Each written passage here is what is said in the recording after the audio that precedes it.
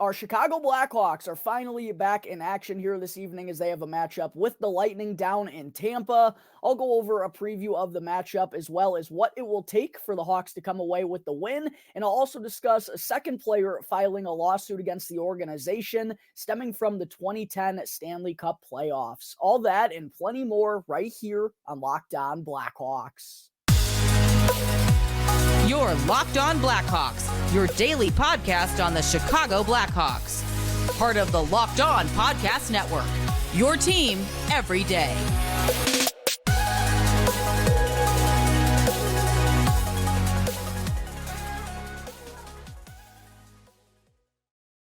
What's up, everyone? Welcome on into another episode of Locked On Blackhawks, part of the Locked On Podcast Network, your team every day. As always, I'm your host, Jack Bushman. You can go and give me a follow on X at JackBushman2, or you can check out my Strictly Blackhawks account at Talkin' Hockey for all the latest Blackhawks news and updates. And also just a quick reminder here to please go and show some support if you haven't done so already by smashing that like button down below. Go and comment as well as to your final prediction for tonight's matchup with the Tampa Bay Lighting. And of course, subscribe to Locked On Blackhawks on YouTube. It's only going to take a quick click of the button and it won't cost you anything. It's 100% free, which is crazy in today's world, right?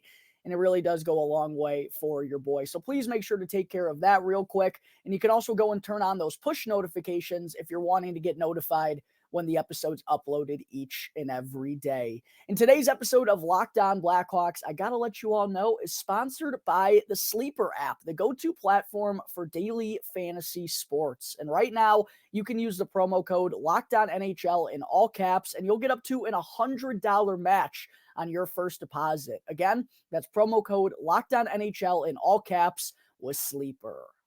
All right, good afternoon, everyone. Good morning, depending on when you're listening to this. Thank you, as always, for joining me on another episode of Locked On Blackhawks, your one-stop shop for all things Chicago Blackhawks. And our Blackhawks play the Lightning tonight at 6 p.m. Central Time down in Tampa. Another tough road matchup here for the Blackhawks. And you can catch all the action of the Blackhawks' hometown broadcast with SiriusXM on the XM app. Just search Blackhawks. Yes, our Chicago Blackhawks are finally back in action here this evening, folks. They've, of course, been off since their weekend back-to-back in which they split those two games against the Florida Panthers and the New Jersey Devils. And by the way, I did have a recap. I tried to drop a recap of those two episodes along with the Mailbag Monday earlier on in the week. And for whatever reasons, both YouTube and Megaphone have been kind of having issues uploading that episode. I don't know if the audio quality or what happened wasn't good enough, but still trying to figure out the details on that. I don't know if people would still be wanting to tune into that show considering, this happened a couple of days ago now, but really keeping my fingers crossed that that's not going to happen with today's episode either, because yeah, it feels like this schedule for the Blackhawks recently has been just very odd, because this game against Tampa Bay is their only game during the week. And then last week, their lone game during the week was on Monday against the Arizona Coyotes. Then they had 5 consecutive days off before their weekend back-to-back. Their next game after this is going to come on Sunday at noon against the Florida Panthers, which I know a lot of folks tuning into this show and a lot of people who like watching the Blackhawks are also big football fans. So that's going to be a conflict of interest there. And then they don't play again until next Thursday against the Tampa Bay Lightning once again. So just kind of a weird and wonky schedule for the Blackhawks, probably as a result of throwing them through the gauntlet in the early going where they had, not only matchups constantly against best teams in the NHL, but they started the season with a back-to-back, a long road trip. They were kind of jamming in as many games in that early window to maximize the marketing on Connor Bedard, and it feels like that's really messed with the Blackhawks schedule here in the last couple of weeks. For me in particular, it's just been a little bit wonky and kind of hard to really dive in full head first as a Blackhawks fan because their games have just been so shoddy. But nice to see them back in action here tonight against the Tampa Bay Lightning,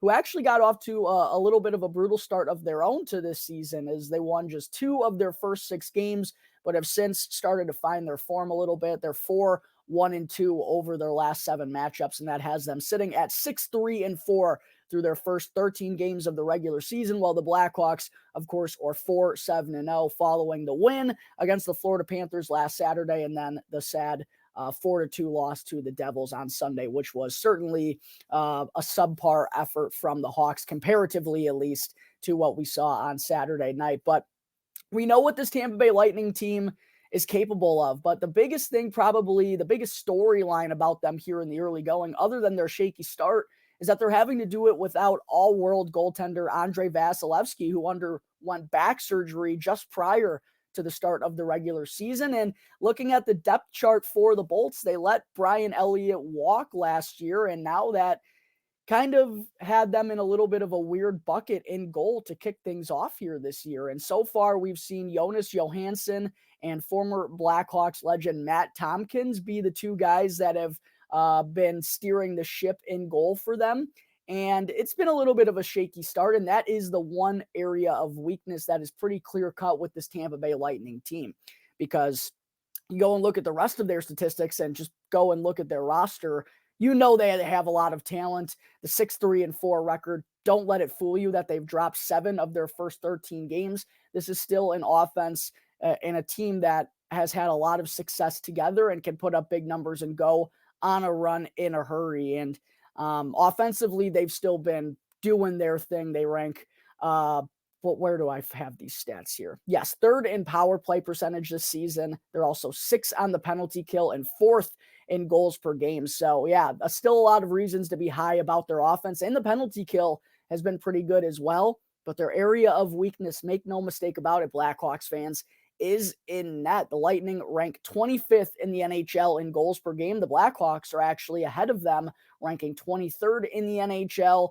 Both Johansson and Matt Tompkins. Shout out Matt Tompkins, by the way, for keeping on the grind and finding a way to get get some NHL action here in his career, because I wasn't so sure that was going to happen after he was buried a little bit in the Blackhawks organization. But both he and Johansson have goals against averages over 3, and Tompkins has a save percentage below 900, while Johansson's is .907. So clearly that's been kind of the chink in the armor, if you will, for the Tampa Bay Lightning. And I don't think that's too surprising. I think everyone kind of anticipated that to be a weakness for this team when the news broke about Andrei Vasilevskiy. But the Blackhawks got to find a way to take advantage of that shaky goaltending tonight, because that's the one area where you know you can find some success if you're getting opportunities. These two guys just aren't NHL starters. And go and look at their track records throughout the last couple of years. They've barely played NHL games in general. So, and in comparison to the rest of the roster, I mean, a lot of star power on this Bolts team. They have 5 players who are over point per game guys right now, and Braden Point, Brandon Hagel, Blackhawks legend as well. Steven Stamkos, Nikita Kucherov, Victor Hedman. The big dogs are doing their thing for Tampa Bay early. And then they have a great supporting cast as well, and players like Tanner Jeannot, Nick Paul, Anthony Cirelli. They added Connor Sheary this offseason. Michael Eyssimont is off to a great start with 4 goals here in the early going. And then on the back end, they have Mikhail Sergachev as well, Eric Chernak. Shout out to another Blackhawks legend and Calvin DeHaan, who's played in all 13 games for Tampa Bay in the early going as well. So yeah, they still have a remarkably deep roster. And if the Blackhawks don't come with a complete, consistent 60-minute fight here this evening, they could be in for a long night down at Amalie Arena, and that's kind of a venue that has not treated them all that well since the 2015 Stanley Cup final. It seems like every time the Blackhawks make a trip down to Tampa, and I remember this especially because your boy's birthday the last 2 years, back-to-back years, March 11th, who have the Blackhawks played? Yes, they've been on the road down in Tampa Bay. So I know about their struggles in Amalie Arena. That has not been a building that's treated them great. Again, if they come with anything less than a complete 60-minute effort, you could be looking at a long night for this Blackhawks team against a Tampa Bay Lightning squad that's still capable of high-octane outbursts, even though they have a 6-3-4 record through their opening 13 games of the season. All right, I'll be getting into the Blackhawks' projected lineup here in just a moment for tonight's matchup with the Tampa Bay Lightning. But first, real quick, I got to go and pay the bills. The NHL season is finally here. Will the Vegas Golden Knights reign supreme once again? Because it's sure looking that way. I believe their only loss at this point still is to our Chicago Blackhawks in overtime. I love the NHL. I love hockey, and I know all of you do out there as well. And that's why I'm here to talk to you about Sleeper. Sleeper is the go-to platform for daily fantasy sports, especially daily fantasy hockey, because with Sleeper, you have the chance to win 100 times your cash on daily fantasy sports. And the NHL has literally never been more exciting and littered with as much talent as they have right now, with superstars like Nathan McKinnon, Cale Makar, Connor McDavid, Leon Draisaitl. Obviously, Sidney Crosby and Alex Ovechkin are still around, and we got our baby boy Connor Bedard right here in Chicago. And all you need to do is simply select more or less based on the stats provided by Sleeper, such as goals, assists, points, saves, and more. And again, Sleeper offers you the chance to win 100 times your cash on payouts. So start paying attention, make the right picks, and you could win big.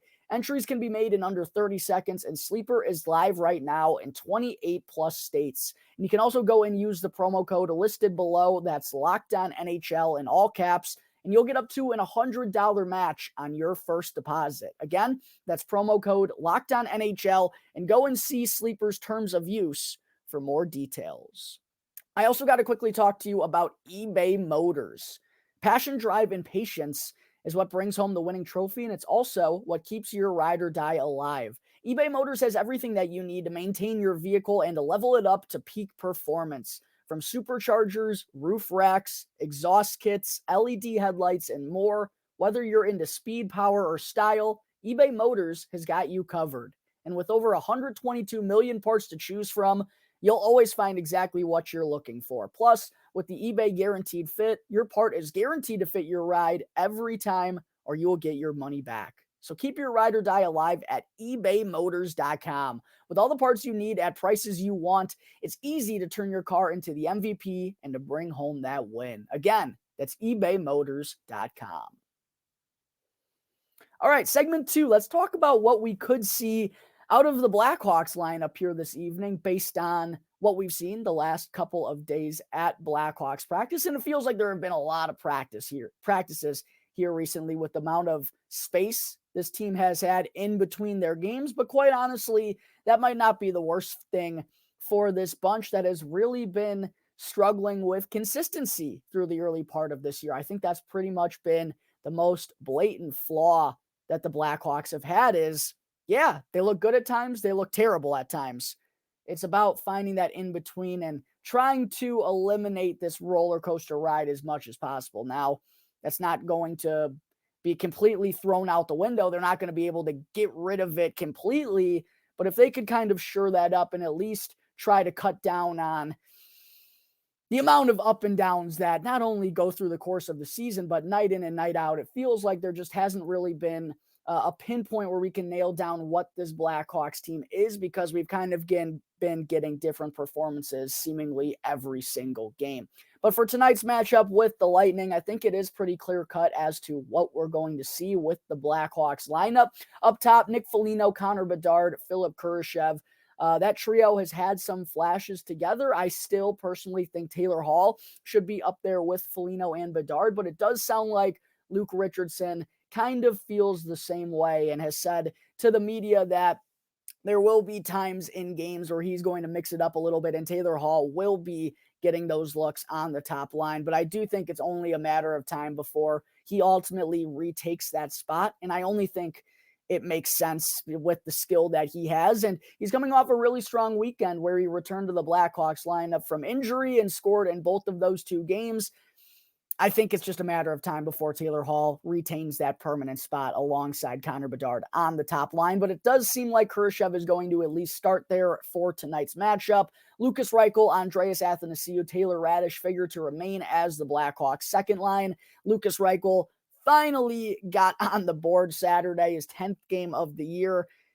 It was a secondary assist, but we'll take him however he can get him. But he also did have a lot of good flashes, and man, it just really seems like the wing, for whatever reason, I don't know. We don't have a big enough sample size here this season, but what we saw on Saturday, the elusiveness and the ability to make plays in transition. Yes, we had seen that from time to time while he was playing center, but for how quickly it kind of seemed like he was making, how quickly he provided that spark on the wing, I think it's clear that he's got to stay there for the time being right here, right now. And I also love to see him with Andreas Athanasiou, who does still need to, I think, take his own game to the next level to kind of ensure his spot in the Blackhawks lineup, because we've seen Luke Richardson scratch him already. And there just quite honestly isn't a lot of other guys in the lineup that can be scratched. I mean, I think Jason Dickinson could be one of those guys, maybe Mackenzie Entwistle or Ryan Donato, but the rest of them,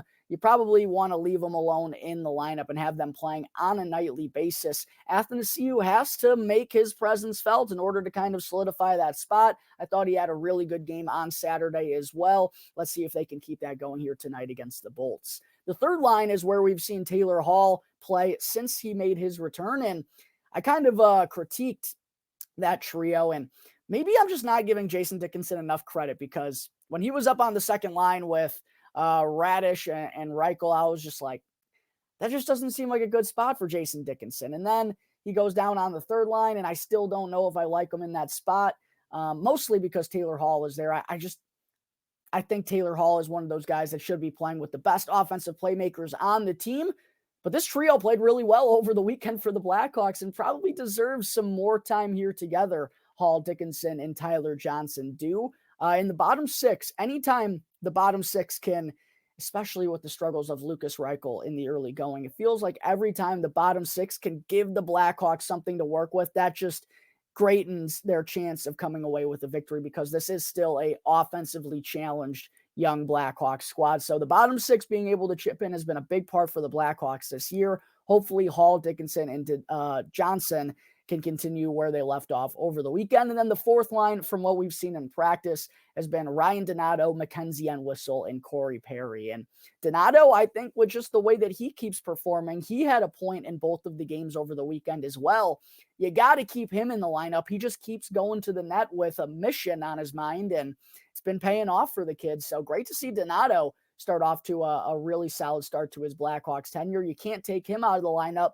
Corey Perry is tied with Connor Bedard as the Blackhawks leading scorer, despite strictly playing in a bottom six role. Yeah, he's been getting some time on the power play, but we know the Blackhawks man advantage hasn't done all that much. So it's even more impressive when you consider what Corey Perry's been able to do. You can't take him out of the lineup. So that's kind of what I mean when you think about the amount of players that can be scratched in this Blackhawks forward group.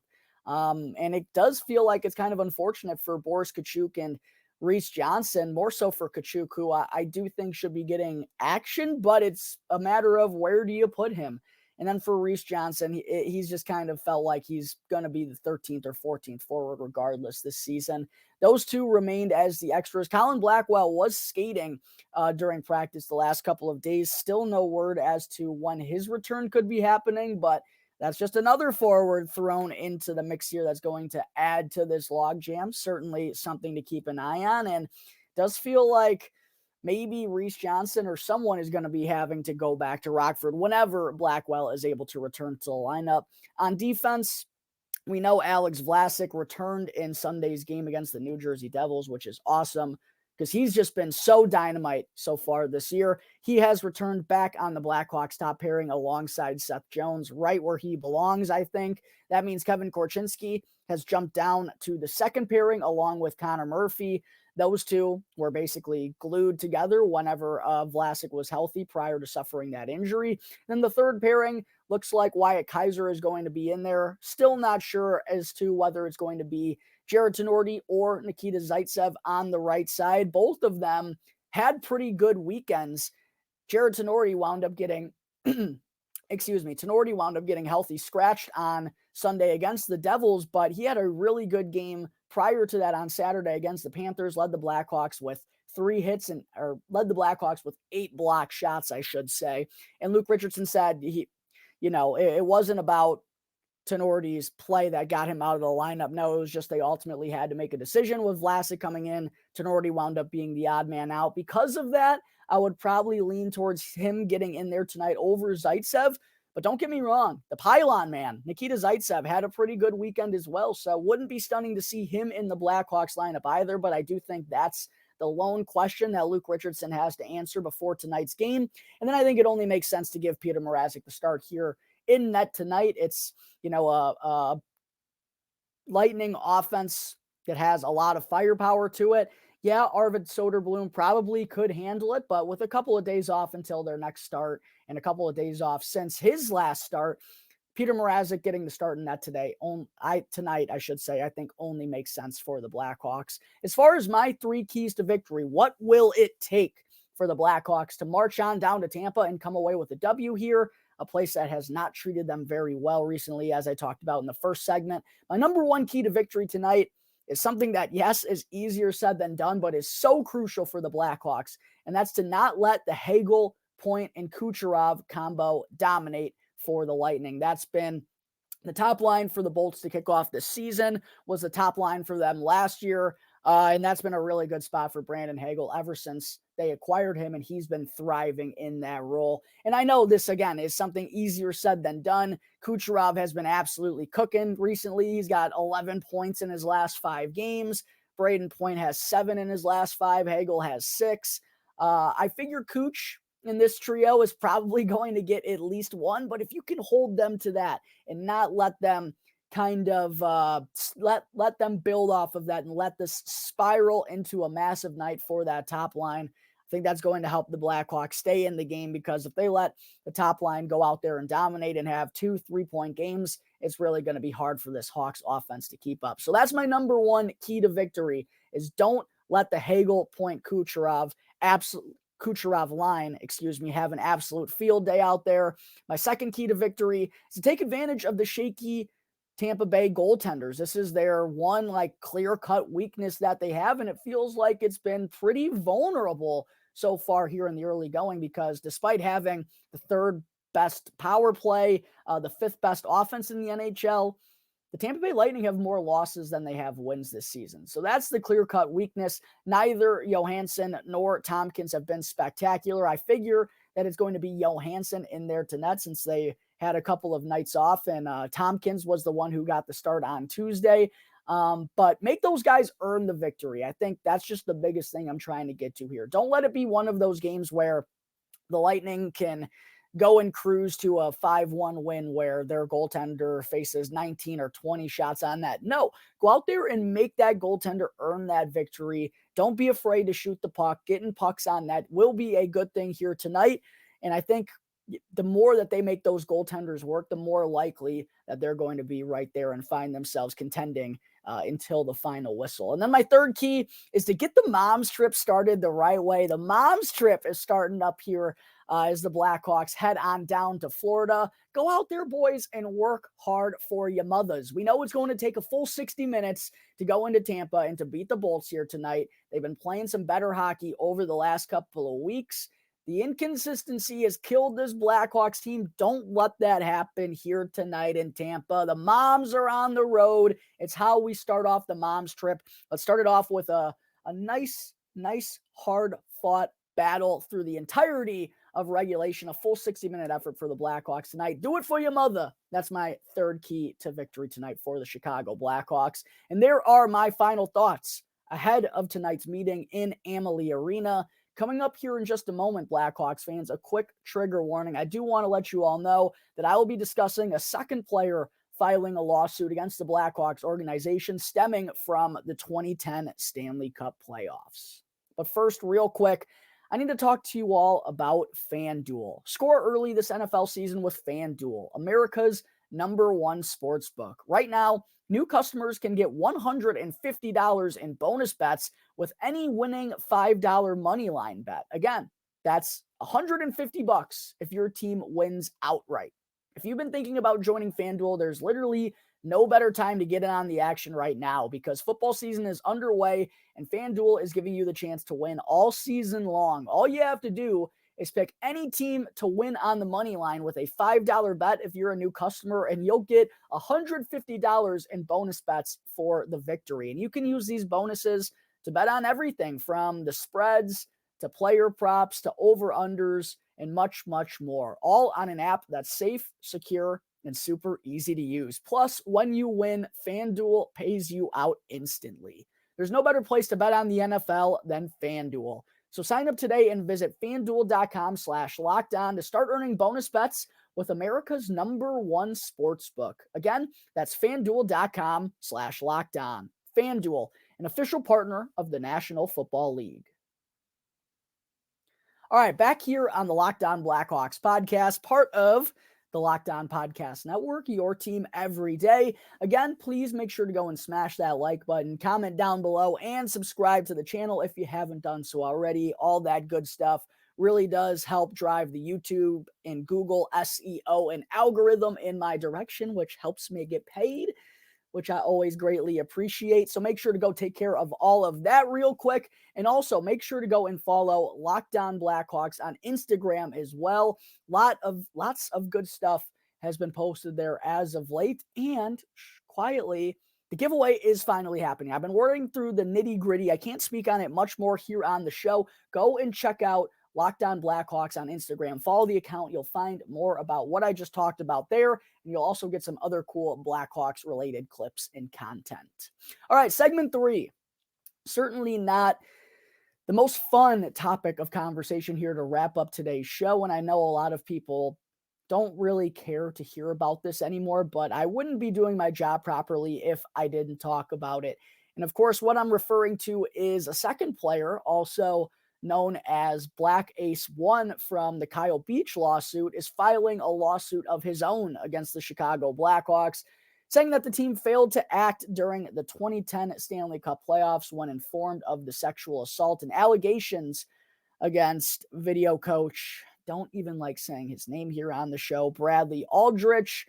In this lawsuit also claims that Aldrich, similar to Kyle Beach, groomed, harassed, threatened, and assaulted John Doe, as he is called in this new lawsuit. And the suit was filed in the Cook County Circuit, the Circuit Court of Cook County last week. And that's when this news kind of came out that there is going to be a second investigation. And like I said, it's pretty similar to Kyle Beach's, saying that Aldrich used his job that he had and his expertise to kind of gain power and status over these players and to make it feel like he had control over their careers, and kind of made it seem like he had them wrapped around his finger and he could do whatever he wanted to because he was a member of the Blackhawks staff, and just really took advantage of that, did some pretty disturbing things, physical things as well, which I'm not going to get into here on the podcast. I'll leave that all up to you. If you want to go and figure out those details, you can do so in the lawsuit that was brought to light by Phil Thompson of the Chicago Sun. Is Phil Thompson? The Chicago Tribune, excuse me. Ben Pope is with the Chicago Sun-Times. Phil Thompson is with the Chicago Tribune. He was really the one who broke this news. There have obviously been multiple articles since then. The Athletic did a really good job of breaking it all, breaking it all down there as well. So if you want the finer details, you can go and check out the reports on the lawsuit there, but I'm not going to get into it here on today's show because it's a little too graphic to be talking about. But yeah, just kind of a tough reminder of what the Blackhawks did and how un-okay it was. And I'm not going to go too harpy on this because I had multiple episodes that came out during the Kyle Beach lawsuit and the timing of all of that. But the one thing I do want to say is I think it's fitting that this lawsuit got filed. And I hate the people that are saying, oh, well, the timing of this, yada, yada, yada. There's no right time to come out with this news. This is not an easy thing, I'm sure, for the victim to talk about. And I'm sure was kind of inspired to see what Kyle Beach did and to come out. I don't know if this player is going to do the same thing and provide, the name behind John Doe. But after seeing all the courageousness of Kyle Beach, maybe that inspired him and gave him confidence to come out and file this lawsuit and to be able to talk about it. I mean, it's not something that I think people should be making fun of whatsoever. I think that's absolutely terrible. But I did want to say, I think it is a fitting time for this to come out because we're getting towards that point in the season where you're figuring things out about NHL teams and teams that are disappointing.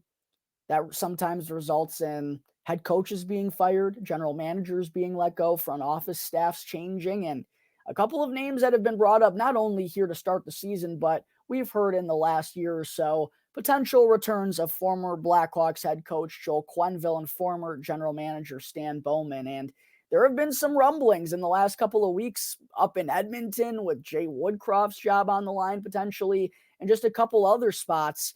There have been some reports brought up by some NHL, some people who cover the NHL and are insiders for the NHL, saying that maybe Joel Quenneville is someone who could be on one of these teams' minds. I think this lawsuit coming out, and I don't want to say people forgot about what happened to Kyle Beach, but when time passes, just things happen, and it's just inevitable that it kind of becomes out of sight, out of mind. I think this is a really great reminder that Joel Quenneville and Stan Bowman should never be allowed back in the NHL because of their inability to properly respond, react, and help a young human being who is clearly in a really messed up situation, and to be preyed upon by a predator who was a member of their coaching staff, someone who was right next to them in the day-to-day operations of the Chicago Blackhawks, and to handle it the way that they did, it's absolutely inexcusable. And for that, Joel Quenneville, I was a huge Joel Quenneville backer, and I still think he's a great head coach. That's never going to change my mantra, but he absolutely no way should be allowed to be responsible for an NHL locker room ever again. I don't know what more we need to know to kind of say that time is gone. Why would anyone want to bring Joel Quenneville back knowing how inept he was at handling the situation? And the same thing with Stan Bowman. These two, they're no bueno. They don't deserve to come back in the NHL. The sad part is the NHL is so messed up, they probably will let these guys come back. But that's just my 2 cents. I know other people are going to feel differently about that. I just think, though, there's no way when these details, when you really read them and comprehend what happened in the 2010 Stanley Cup playoffs, I just don't know how you could feel that Joel Quenneville should be given a second opportunity, man. I think it's a really good reminder that the NHL needs they don't need to keep recycling these same head coaches and these same GMs. Go in a different direction. There are interesting minds out there that can do great things. Stop recycling the same old players and the same old coaches. Again, I'm not going to go into the details or anything of all of this, but I did think it was kind of fitting that when Joel Quenneville is getting brought up potentially in his return as an NHL head coach, that this lawsuit comes out and kind of, at least for me, served as a reminder as to all the terrible things that this Blackhawks organization did and why it's so important that not only that they had to clean house and go with a completely new staff, but I think it's just pretty clear that those two shouldn't be let to be in charge of other human beings ever again. That's just my 2 thoughts, my 2 cents. The Blackhawks' response to this, they've said, quote, "We've changed as a result of what happened and implemented numerous positive improvements throughout our organization to ensure the safety and well-being of our players and employees. This includes completely rebuilding the leadership team with personnel who demonstrate our values and bring the right subject matter expertise in the critical areas of compliance and human resources, an expansive mental health program, and new reporting mechanisms and training for all employees." And I do think that's obviously really important. These are the things you need to implement from the top of the organization all the way to the bottom to make sure nothing like this happens again. But quite honestly, with the Blackhawks getting rid of everyone who was involved in that era and bringing in this new staff, I think it's pretty clear they know they can't allow something like this to ever happen again. And Kyle Davidson and the rest of the Blackhawks front office, I know, take that very seriously. So I think the biggest step was just for them clearing out all the bad apples that were still around. But I'm sure people are still going to be questioning and still going to be lacking confidence in this Blackhawks organization for a long, long time, and rightfully so. And that's why it's so important to implement all of these things and to make sure all the proper training is happening and the proper techniques, and just making sure everyone feels comfortable and aware of what type of work environment they are striving for this to be day in and day out.